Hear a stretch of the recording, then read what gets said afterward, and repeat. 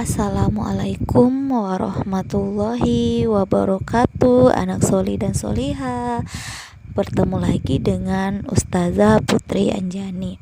Apa kabarnya hari ini? Semoga selalu dalam lindungan Allah Subhanahu wa ta'ala. Amin ya robbal alamin. Nah, anak soli dan soliha, sebelum kita mulai belajar, terlebih dahulu kita membaca basmalah.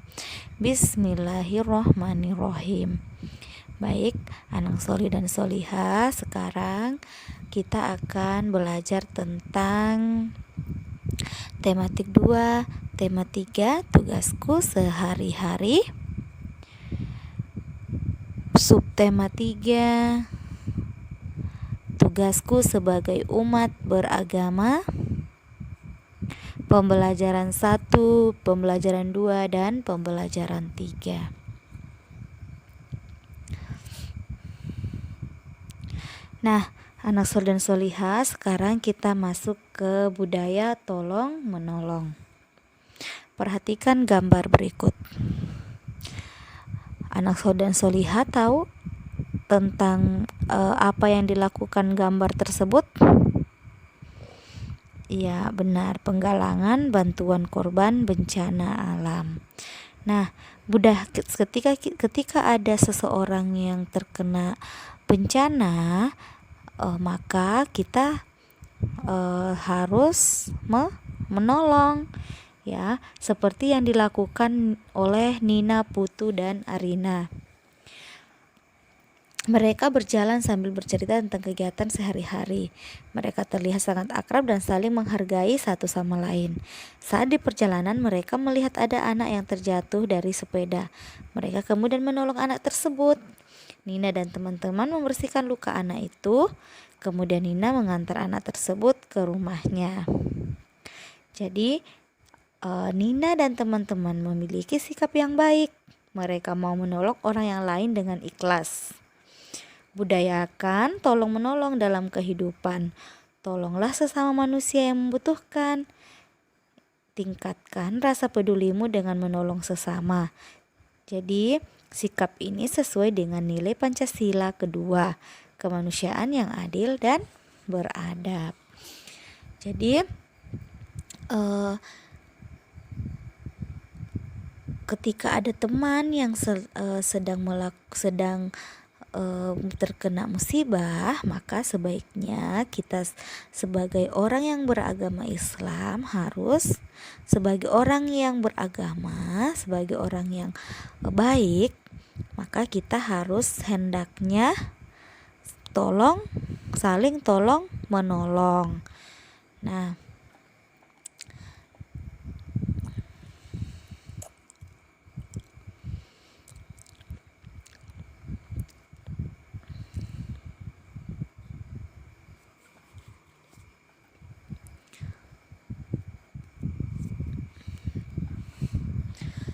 baiklah anak soli dan soliha,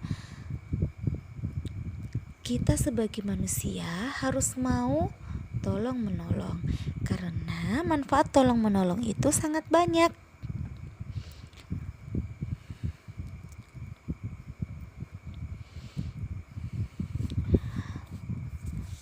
Saat menolong orang lain, kita harus rendah hati. Kita harus menolong dengan ikhlas.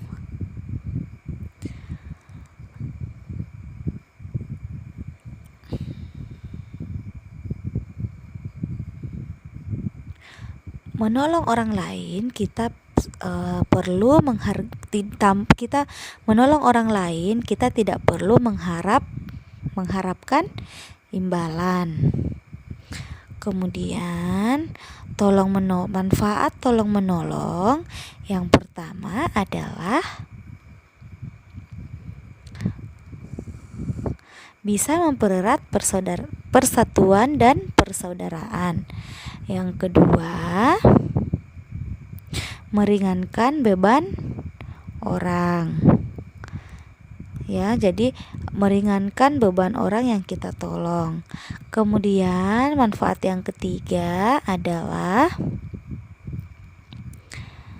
membuat hati kita merasa bahagia. Jadi itu tadi ada 3 manfaat tolong menolong.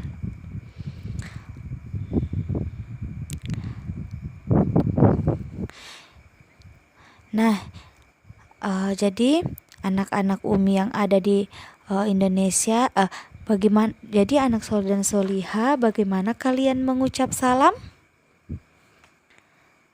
Ya, bagaimana anak soleh dan soliha mengucap salam?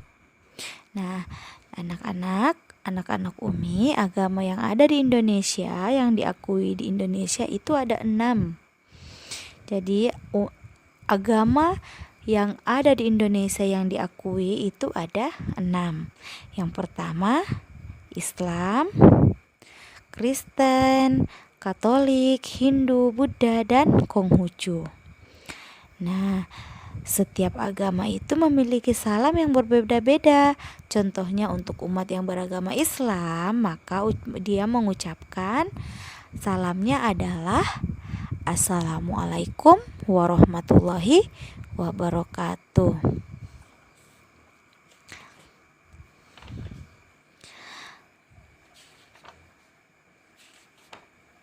Jadi anak soleh dan soliha mengucap salam adalah perbuatan sikap terpuji. Jika bertemu dengan orang yang kita kenal, kita wajib mengucapkan salam. Mengucapkan salam berarti menjaga silaturahmi. Silaturahmi yang terjalin dapat mempererat persaudaraan dan kerukunan. Mengucap salam sangatlah penting bagi kita, orang yang berbudaya. Terlebih lagi mengucapkan salam terhadap orang yang lebih tua atau dikenal. Contohnya, ucapan salam dalam bahasa Indonesia: selamat pagi, selamat siang, selamat sore, selamat malam, dan lain-lain. Sampai jumpa nanti, sampai bertemu kembali, dan lain-lain. Tetapi yang sering kita ucapkan adalah Assalamualaikum warahmatullahi wabarakatuh. Nah, itu tadi tentang mengucap salam. Nah, anak soleh dan solihah, setiap siswa memiliki agama yang berbeda.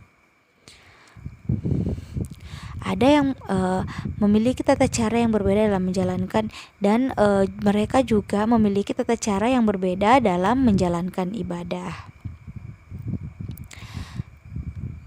Ketika kita berbeda agama, maka kita harus saling menghormati dan menghargai. Jadi anak soleh dan solihah, meskipun kita berbeda agama, kita harus saling menghormati dan saling menghargai. Nah, selanjutnya kita akan mengurutkan bilangan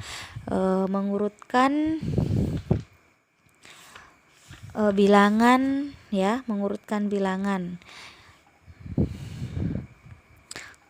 Di sini terlihat ada uang 5.000. Kemudian ada uang koin 100. Ya. Kemudian ada uang koin 500. Kemudian ada uang koin 1.000 dan ada uang koin 2.000. Nah, kita akan mengurutkan dari bilangan terkecil ke terbesar. Maka uang manakah yang paling kecil? Ya, benar, 100 rupiah. Kemudian 500 rupiah. Kemudian 1.000 rupiah. Kemudian 2.000 rupiah dan 5.000 rupiah. Nah, ini tadi kita mengurutkan bilangan dari yang paling kecil ke terbesar.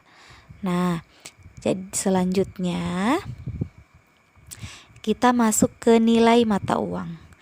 Di sini kemarin Nina dan teman-teman memberikan sumbangan kepada korban banjir. Selain uang, beberapa murid menyumbang alat tulis. Jadi di sini mereka menyumbang, misal di sini ada pensil dan penghapus ya. Pensil itu seharga Rp5.000 dan penghapus itu seharga pensil itu seharga Rp500 dan pensil seharga Rp500 dan penghapus seharga Rp400. Nah, di sini ada sebuah tabel. Tabel yaitu contoh alat tulis dan harga alat tulis. Di sini ada buku tulis.